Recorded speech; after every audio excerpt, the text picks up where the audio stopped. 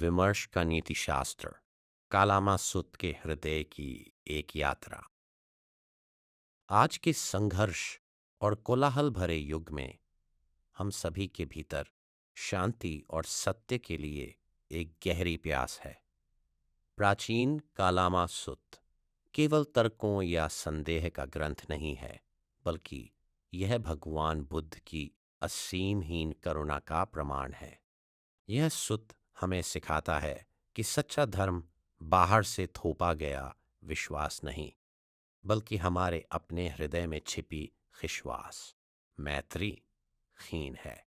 तथागत ने हमें दिखाया कि जब हम अज्ञान और घृणा की परतों को हटाते हैं, तो पाते हैं कि हमारा वास्तविक स्वभाव केवल और केवल प्रेम है।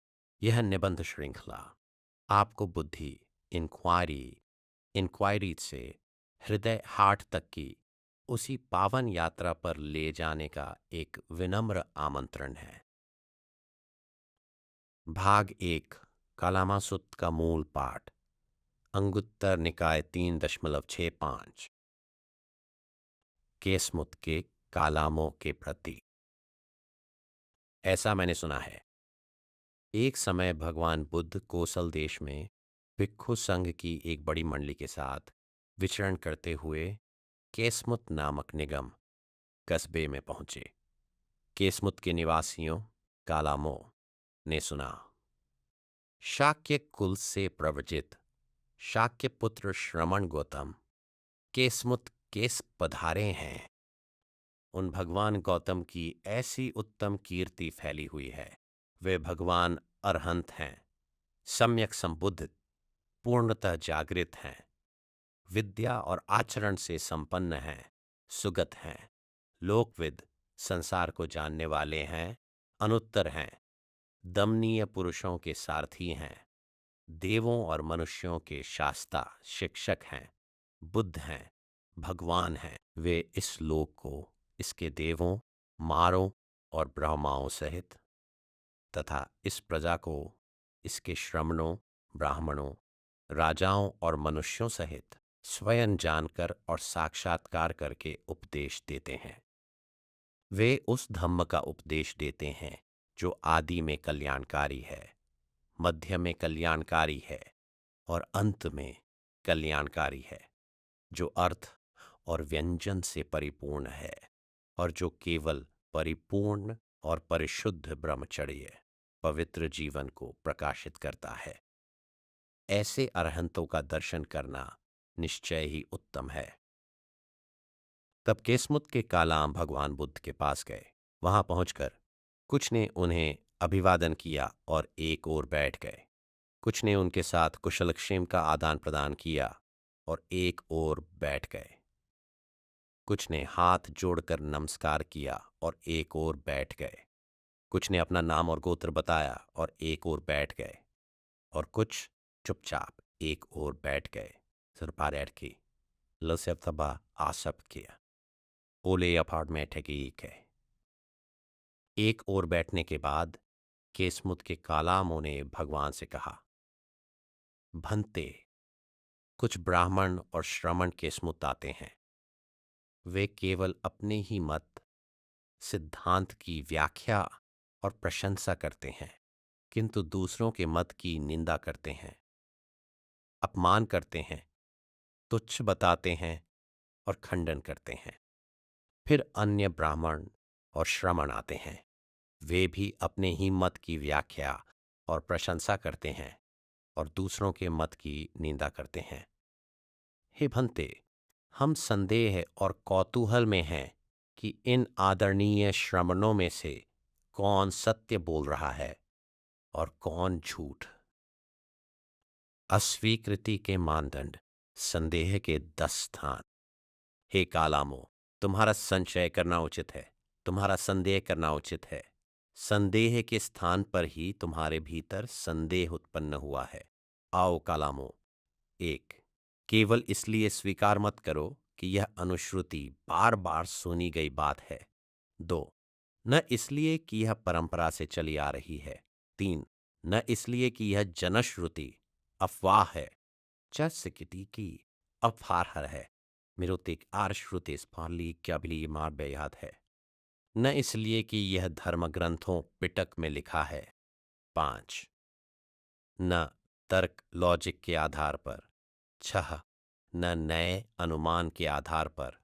7 न आकार परिवितर्क सुंदर तर्क वितर्क के कारण। 8 न इसलिए कि यह तुम्हारे पसंदीदा सिद्धांत से मेल खाता है। 9 न वक्ता की भव्यता व्यक्तित्व के कारण। 10 और न ही यह सोचकर कि यह श्रमण साधु हमारा गुरु है। किंतु कालामो, जब तुम स्वयं जानो कि ये धर्म बातें अकुशल हैं, ये धर्म निंदनीय हैं, ये धर्म विज्ञ पुरुषों द्वारा वर्जित हैं, और यदि इन्हें स्वीकार किया जाए और पूरा किया जाए, और यदि इन्हें स्वीकार किया जाए और पूरा किया जाए, तो ये अहित और दुख की ओर ले जाते हैं, तब तुम्हें उनका त्याग कर देना चाहिए। लोभ, द्वेष और मोह का विश्लेषण। कालामो, तुम क्या सोचते हो? जब किसी व्यक्ति के भीतर लोभ उत्पन्न होता है, तो क्या वह उसके हित के लिए होता है या अहित के लिए? अहित के लिए बनते। और यह लोभी व्यक्ति, लोभ से अभिभूत, जिसका चित्त लोभ के वश में है, वह प्राणियों की हत्या करता है, जो नहीं दिया गया उसे लेता है, चोरी करता है, पराई स्त्री के पास जाता है, झूठ बोलता है और दूसरों को भी ऐसा ही करने के लिए उकसाता है। क्या यह दीर्घकाल तक उसके अहित और दुख का कारण नहीं बनता? हाँ, बनते। कालामो, तुम क्या सोचते हो? जब किसी व्यक्ति के भीतर द्वेष उत्पन्न होता है, तो क्या वह हित के लिए होता है या अहित के लिए? अहित के लिए बनते। और यह द्वेषी व्यक्ति द्वेष से अभिभूत और आदर उच्च सक्त किसी व्यक्ति अवधि जान एमोशनल के कफा पेता है, प्राणियों की हत्या करता है, दूसरों को भी ऐसा करने के लिए उकसाता है। क्या यह दीर्घकाल तक उसके अहित और दुख का कारण नहीं बनता? हाँ, भनते। कालामो, तुम क्या सोचते हो? जब किसी व्यक्ति के भीतर मोह उत्पन्न होता है, तो क्या वह हित के लिए होता है या अहित के लिए? अहित के लिए बनते। और यह मूढ़ व्यक्ति प्राणियों की हत्या करता है, क्या यह दीर्घकाल तक उसके अहित और द्वारा नहीं बनता? उसके अहित और दुख का कारण नहीं बनता? हाँ, बनते। तो तुम क्या सोचते हो कालामो? ये धर्म गुण कुशल हैं या अकुशल? अकुशल हैं भंते। निंदनीय हैं या अनिंदनीय? निंदनीय हैं भंते। विज्ञजनों द्वारा निंदित हैं या प्रशंसित? विज्ञजनों द्वारा निंदित हैं भंते। जब इन्हें अपनाया और आचरण में लाया जाता है, तो क्या ये हित और दुख की ओर ले जाते हैं, ये अहित और दुख की ओर नहीं, नेक की ओर ले जाते हैं? ये अहि किनिस ओथोपते और स्थान अपने आते हैं।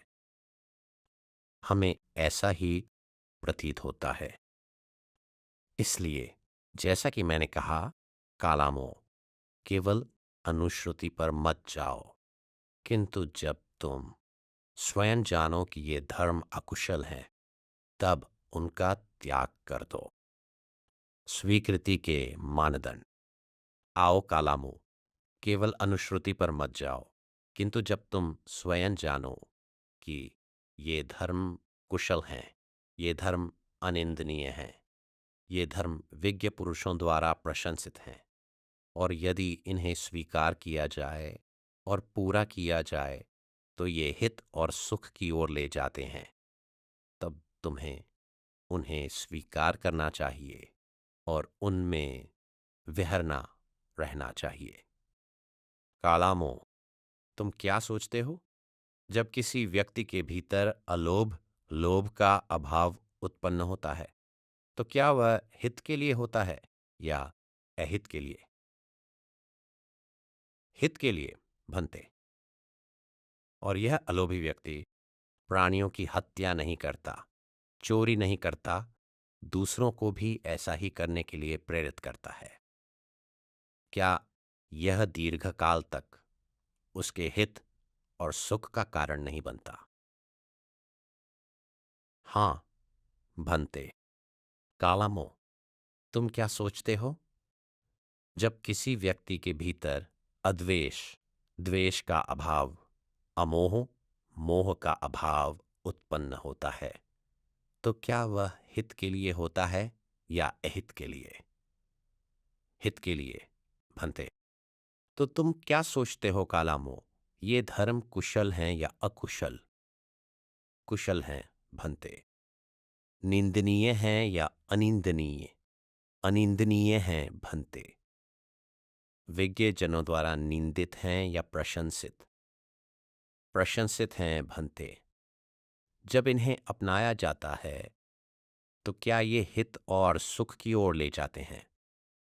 हाँ, भंते, हमें ऐसा ही प्रतीत होता है। चार ब्रह्म विहार, द फोर डिवाइन अबोर्ड्स। अब कालामो, वह आर्य श्रावक शिष्य जो इस प्रकार लोभ रहित, द्वेष रहित और मोह रहित है, जो सजग और स्मृतिवान है, वह एक दिशा को मैत्री अनयुक्त चित्त से परिपूर्ण करके विहरता है, उसी प्रकार दूसरी, तीसरी और चौथी दिशा को भी। इस प्रकार ऊपर, नीचे, चारों ओर, सभी स्थानों पर और सभी को अपने समान मानकर वह संपूर्ण लोक को विपुल, महत, अप्रमित, वैर रहित और व्यापाद रहित, हिंसा रहित, मैत्री युक्त चित्त से परिपूर्ण करके विहरता है। वह एक दिशा को करुणाता युक्त चित्त से, मुदिता युक्त चित्त से, उपेक्षा अनयुक्त चित्त से परिपूर्ण करके विहरता है। वह संपूर्ण लोक को विपुल, महत, अप्रमित, वैर रहित और व्यापाद रहित चित्त से परिपूर्ण करके विहरता है। चार आश्वासन, द फोर अश्योरेंसेस। अब कालामो, वह आर्य श्रावक जिसका चित्त इस प्रकार वैर रहित है, हिंसा रहित है, संक्लेश रहित, निर्दोष है और परिशुद्ध है, उसे इसी जन्म में यहीं पर चार आश्वासन प्राप्त होते हैं। यदि परलोक है और यदि सुकृत अच्छे और दुष्कृत बुरे कर्मों का फल मिलता है, तो यह निश्चित है कि शरीर छूटने के बाद, मृत्यु के उपरांत, मैं सुगति स्वर्ग लोक में उत्पन्न होऊंगा। यह उसे पहला आश्वासन प्राप्त होता है। किंतु यदि परलोक नहीं है, यदि सुकृत और दुष्कृत कर्मों का कोई फल नहीं मिलता, तो भी मैं इसी जन्म में यहीं पर स्वयं को वैर रहित, हिंसा रहित और संकट रहित रखकर सुखपूर्वक जीवन व्यतीत करता हूं। यह उसे दूसरा आश्वासन प्राप्त होता है। यदि पाप करने वाले को पाप लगता है और मैं किसी के लिए पाप बुरा नहीं सोचता, तो मुझे, जो कोई पाप नहीं करता, दुख कैसे स्पर्श कर सकता है? यह उसे तीसरा आश्वासन प्राप्त होता है। किंतु यदि पाप करने वाले को पाप नहीं लगता, यदि कर्म का सिद्धांत नहीं है, तो भी मैं देखता हूं कि मैं दोनों ही स्थितियों में परिशुद्ध हुई। उसे चौथा आश्वासन प्राप्त होता है। इस प्रकार कालामो, वह आर्य श्रावक जिसे इसी जन्म में ये चार आश्वासन प्राप्त होते हैं। ऐसा ही है भगवान, ऐसा ही है सुगत, आश्चर्यजनक, भंते, अद्भुत। जैसे कोई ओंधे को सीधा कर दे, ढके हुए को उघाड़ दे, भटके हुए को मार्ग दिखा दे, या अंधेरे में दीपक जला दे ताकि जिनके पास आंखें हैं वे रूप देख सकें, ठीक उसी प्रकार भगवान गौतम ने अनेक पर्यायों से धम्म को प्रकाशित किया कि हगवोमराक्ष नाटेज पढ़ीक्स किया है।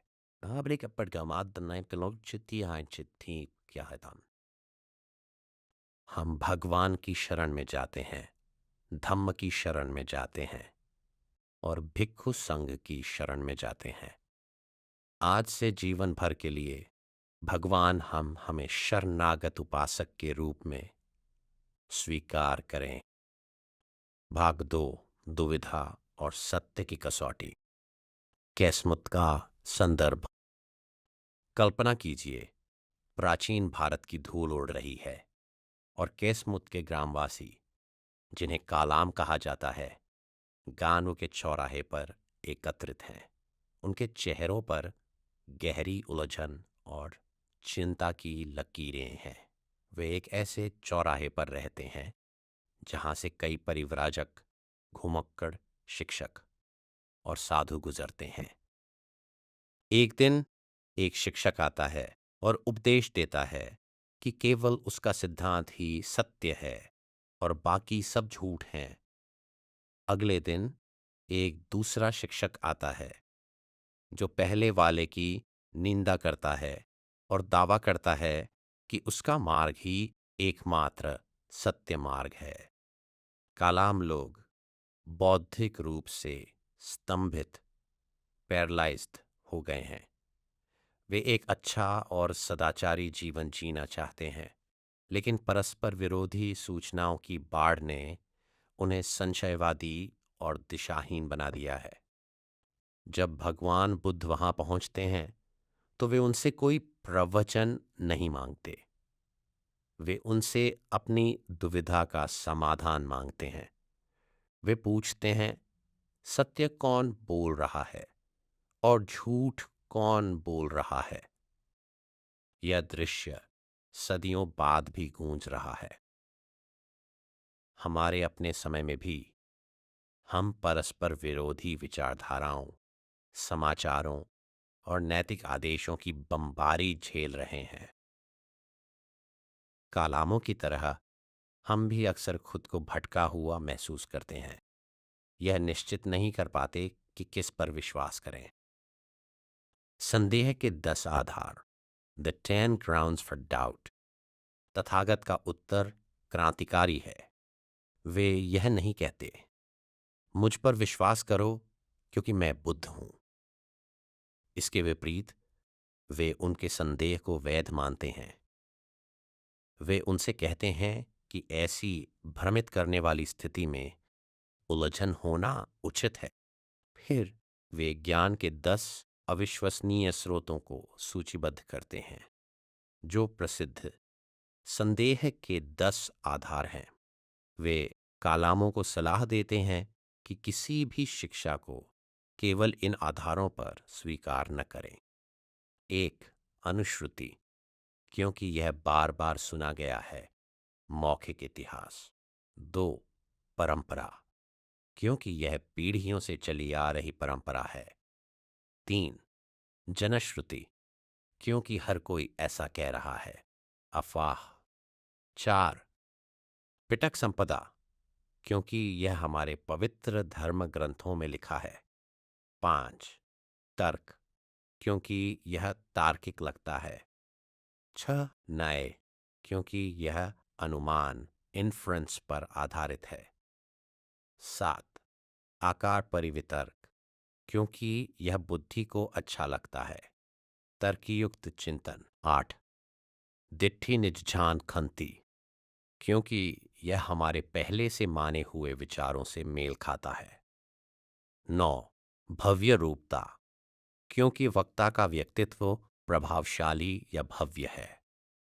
10, समनो नो गुरु, क्योंकि यह श्रमण साधु हमारे गुरु हैं। मूल उपदेश, एक व्यावहारिक नैतिक परीक्षण। यहाँ यह समझना अत्यंत महत्वपूर्ण है कि भगवान बुद्ध क्या कर रहे हैं। वे किसी कट्टर संदेहवाद, रेडिकल स्केप्टिसिज्म की वकालत नहीं कर रहे हैं जहाँ कोई सत्य ही न हो। वे यह नहीं कह रहे हैं जो चाहो मान लो। वे प्रत्यक्ष अनुभव, डायरेक्ट नाथ, एक्सपीरियंस की नींव रखने के लिए अंधविश्वास के मलबे को हटा रहे हैं। वे सत्ता, अथॉरिटी के स्थान पर एक व्यावहारिक परीक्षण, प्रैग्मैटिक टेस्ट को स्थापित करते हैं। सत्य का मानक यह नहीं है कि क्या यह लिखा है, बल्कि यह है कि क्या यह दुख की ओर ले जाता है या दुख के अंत की ओर। बुद्ध कालामों से अपने स्वयं के जीवन का निरीक्षण करने के लिए कहते हैं। वे उन्हें उन गुणों को पहचानने के लिए कहते हैं जो अकुशल अनस्किलफुल हैं और जो कुशल स्किलफुल हैं। यह पूरे सुत्त का निर्णायक बिंदु है। सत्य की परिभाषा उसके नैतिक परिणामों से तय होती है। यदि कोई शिक्षा, चाहे वह कितनी भी तार्किक या प्राचीन क्यों न हो, लोभ, द्वेष और मोह को बढ़ाती है, तो वह असत्य है। यदि वह उदारता, मैत्री और स्पष्टता को बढ़ाती है, तो वह सत्य है। इस प्रकाश में धम्म विश्वास करने के लिए कोई जड़ सिद्धांत डॉगमा नहीं है, बल्कि एक वास्तविकता है जिसे परखा जाना चाहिए। इस परीक्षण की प्रयोगशाला, लेबोरेटरी, आपका अपना हृदय है और आंकड़े, डेटा, शांति या क्लेश का आपका अपना अनुभव है। भाग 3, दुख का प्रतिकार, हृदय का रूपांतरण। समस्या की जड़, 3 विष, द 3 पॉइजन्स। यह स्थापित करने के बाद कि हमें अपने स्वयं के अनुभव की कसौटी पर शिक्षाओं को परखना चाहिए, भगवान बुद्ध कालामों को मानव व्यवहार के मूल कारणों की ओर देखने का निर्देश देते हैं। वे 3 विशिष्ट मानसिक अवस्थाओं की पहचान करते हैं जो दुख के इंजन के रूप में कार्य करती हैं। बौद्ध धर्म में इन्हें 3 विष, 3 पॉइजन्स के रूप में जाना जाता है। 1. लोभ, वस्तुओं को पाने की, पकड़ने की और उपभोग करने की अतृप्त भूख। 2. द्वेष, जिसे हम नापसंद करते हैं, उसे अस्वीकार करने, नष्ट करने और नुकसान पहुंचाने की तीव्र इच्छा। 3. मोह, वह भ्रम जो हमें कार्य और कारण, कर्म की वास्तविकता को देखने से अंधा कर देता है। तथागत एक सरल प्रश्न पूछते हैं, जब ये किसी व्यक्ति में उत्पन्न होते हैं, तो क्या वे हित के लिए होते हैं या अहित के लिए? उत्तर स्पष्ट है। द्वेष से ग्रस्त मन हत्या करता है, लोभ से ग्रस्त मन चोरी करता है, मोह से ग्रस्त मन अनजाने में दूसरों को चोट पहुंचाता है। ये गुण स्वाभाविक रूप से विनाशकारी हैं, न केवल समाज के लिए, बल्कि उस व्यक्ति के लिए भी जो उन्हें धारण करता है। वे उस पात्र को ही जला देते हैं जिसमें वे रखे जाते हैं। परिवर्तन विमर्श से संवेदना की ओर, फ्रॉम इंक्वायरी टू एम्पैथी। यहीं पर कालामा सुत्त अपना सबसे सुंदर रहस्य उजागर करता है। बुरी शिक्षाओं या अकुशल धर्मों का बौद्धिक अस्वीकरण, इंटेलेक्चुअल रिजेक्शन, वास्तव में भावनात्मक परिशुद्धि, इमोशनल प्यूरिफिकेशन की एक प्रक्रिया है। जब आप अपनी जांच पड़ताल, विमर्श के माध्यम से वास्तव में यह देख लेते हैं कि द्वेष आपको पीड़ा देता है, तो आप स्वाभाविक रूप से इसे छोड़ देते हैं। आप इसे इसलिए नहीं छोड़ते क्योंकि किसी आदेश ने आपसे ऐसा करने के लिए कहा है। आप इसे वैसे ही छोड़ देते हैं जैसे आप एक जलते हुए अंगारे, बर्निंग कोल को हाथ से छोड़ देते हैं। इसे पकड़े रहना बहुत पीड़ादायक होता है। एहना खौतमीन याद देते हैं, कबरनी के रफेर होते हैं, खामहर हो पाता है। जैसे जैसे 3 विष क्षीण होते जाते हैं, वे एक शून्य वैक्यूम छोड़ जाते हैं, लेकिन मन खाली नहीं रहता। जब लोभ जाता है तो उदारता प्रवेश करती है, जब मोह जाता है तो प्रज्ञा, विजडम प्रवेश करती है। और सबसे महत्वपूर्ण, जब द्वेष जाता है तो प्रेम मैत्री प्रवेश करता है। ब्रह्म विहार एक मुक्त मन की स्वाभाविक अवस्था। भगवान बुद्ध उस श्रावक का वर्णन करते हैं जिसने इन विषयों को त्याग दिया है, वैर रहित मन वाले व्यक्ति के रूप में। यह कोई निष्क्रिय अवस्था नहीं है, यह चार उच्चतम भावनाओं का सक्रिय विकिरण, रेडिएशन है, जिन्हें ब्रह्म विहार, डिवाइन एबोड्स कहा जाता है। सुत्त स्पष्ट रूप से साधक को निर्देश देता है कि वह इन गुणों से संपूर्ण ब्रह्मांड को परिपूर्ण करे। एक, मैत्री, लविंग काइंडनेस। यह दूसरों के कल्याण की हार्दिक कामना है। यह आसक्ति रहित प्रेम है, एक ऐसी उष्णता जो मित्रों, शत्रुओं और अजनबियों सभी के लिए समान रूप से फैलती है। यह द्वेष का प्रत्यक्ष मारक, एंटिडोट है। 2, करुणा, कंपैशन। यह दूसरों के दुख के उत्तर में हृदय का स्पंदन, क्विवरिंग है। जब एक विज्ञ व्यक्ति पीड़ा देखता है तो वह मुंह नहीं फेरता, वह उसे दूर करने की कामना के साथ उसका सामना करता है। यह क्रूरता का मारक है। 3, मुदिता, अप्रिशिएटिव जॉय। यह दूसरों की सफलता और सुख में आनंदित होने की क्षमता है।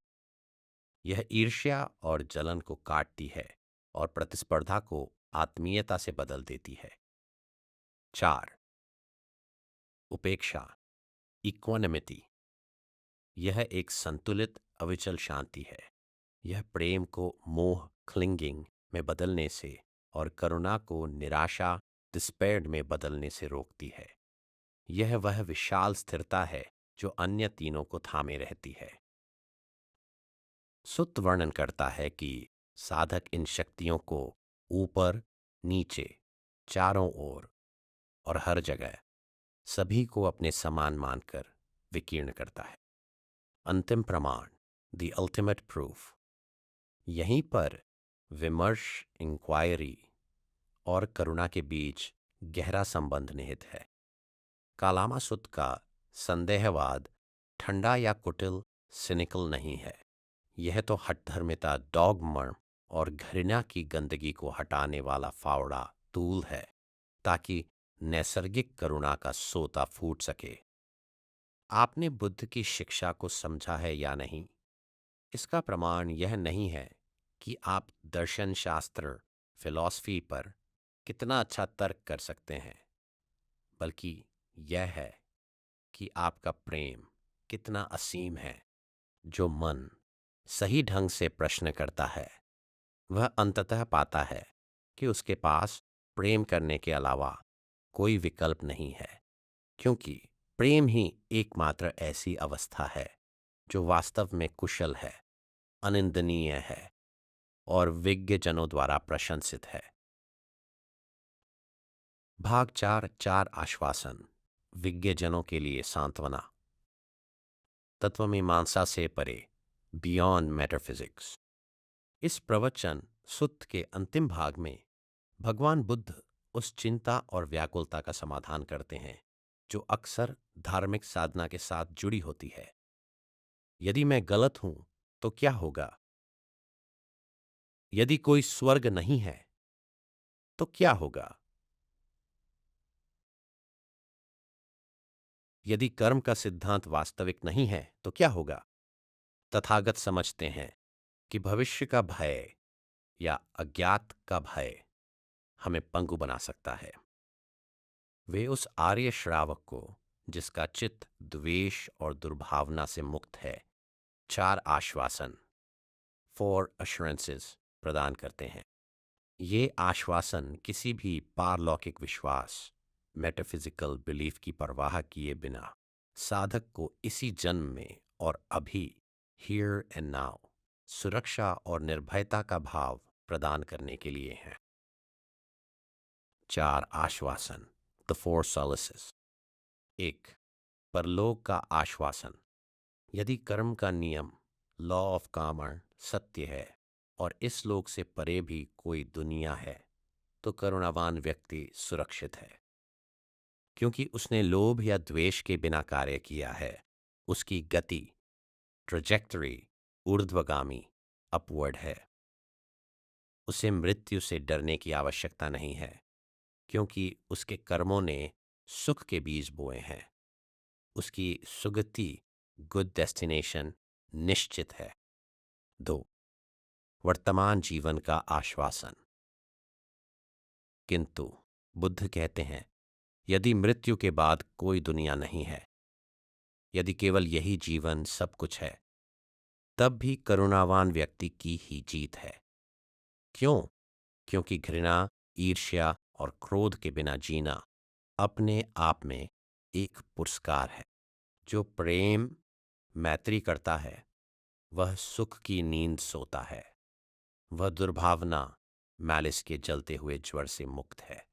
वह क्रोधी और लोभी लोगों को पीड़ित करने वाले मानसिक विषाक्तता, टॉक्सिसिटी से मुक्त होकर यहीं और अभी सुखपूर्वक जीता है। 3. नैतिक सुरक्षा का आश्वासन। यदि कर्म इस प्रकार कार्य करता है कि बुरा करने वाले का बुरा होता है, तो करुणावान व्यक्ति सुरक्षित है। चूंकि वह किसी के अहित का इरादा नहीं रखता, इसलिए कोई भी लौटता हुआ अहित, रिटर्निंग हार्म, उसे छू नहीं सकता।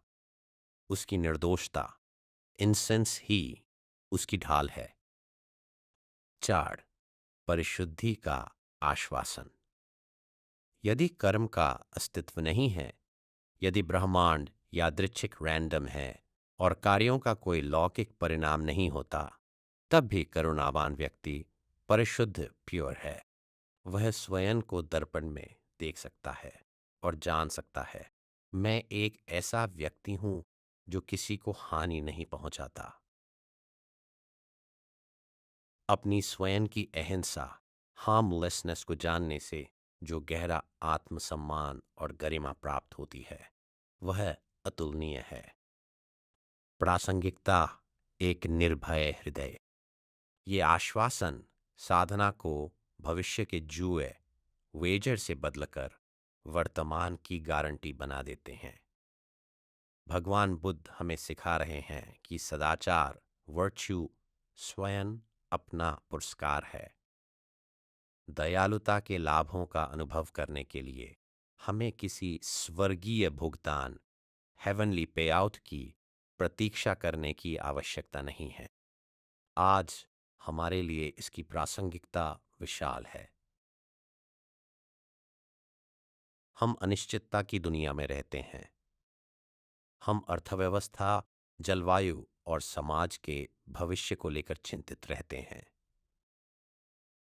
कालामा सुत्त हमें बताता है कि भले ही हम बाहरी दुनिया को नियंत्रित नहीं कर सकते, लेकिन हम अपने स्वयं के मन की गुणवत्ता को नियंत्रित कर सकते हैं। स्वयं को अहिंसा और प्रेम, मैत्री में स्थित करके हम एक ऐसा आंतरिक अभयारण्य, सैंक्चुअरी बनाते हैं जिसे भय भेद नहीं सकता। हम इसलिए सुरक्षित नहीं होते क्योंकि दुनिया सुरक्षित है, बल्कि इसलिए सुरक्षित होते हैं क्योंकि हमारे हृदय आंतरिक खतरों, द्वेष, लोभ के कारणों से मुक्त हैं।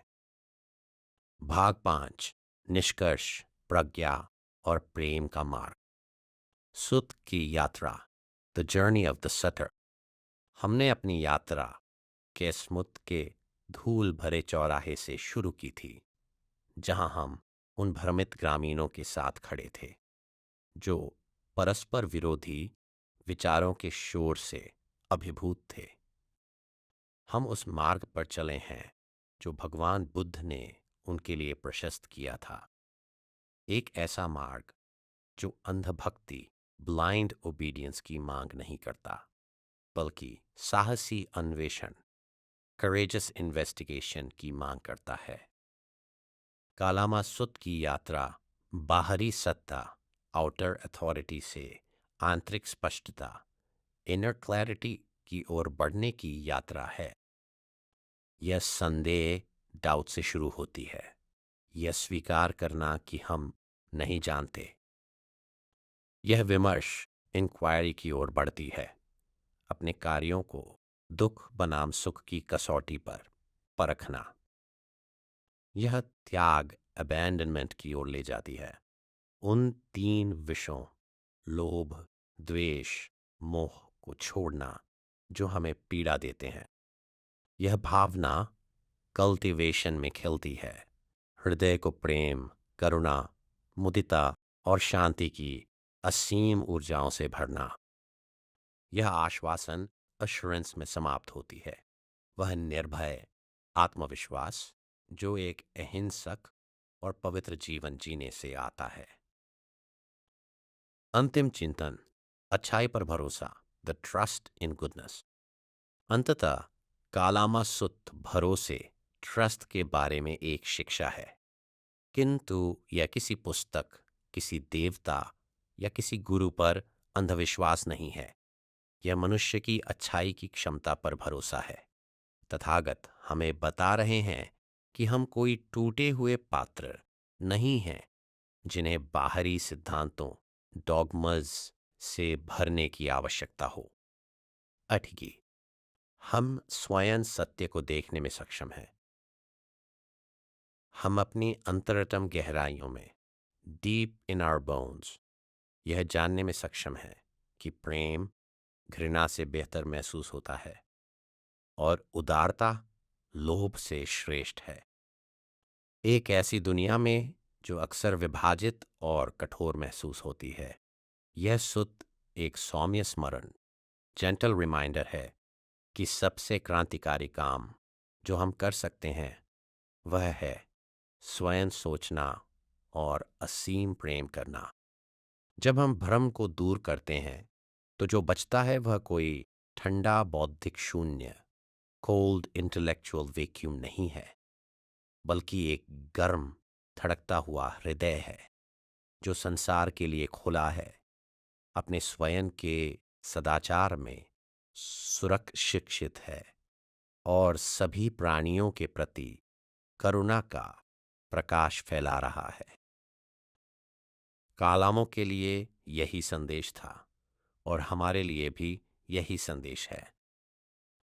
केवल विश्वास मत करो, देखो, स्वयं जानो, और जब तुम देख लो तो प्रेम करो।